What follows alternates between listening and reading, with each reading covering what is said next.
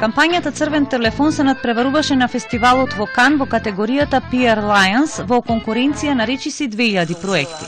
Ова е прв пат една рекламна кампања од Македонија да добие толку висока награда на фестивалот во Кан.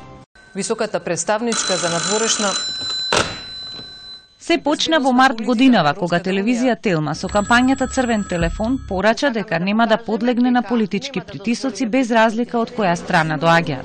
Кампањата ја правеше телевизија Телма заедно со маркетинг агенцијата New Moment.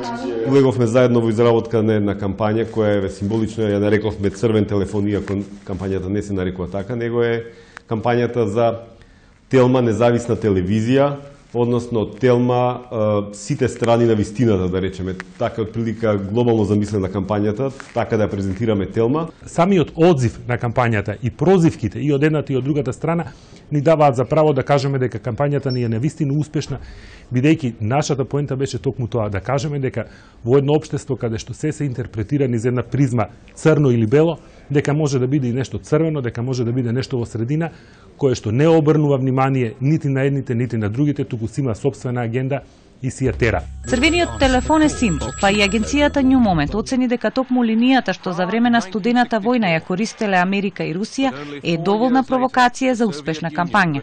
Затоа во информативните емисии на Телма неколку дена имаше Црвен телефон, чие звонење го игнорираа сите новинари. Пораката беше дека никој не може да ја сугерира на телевизијата како да известува. буквално со овие измени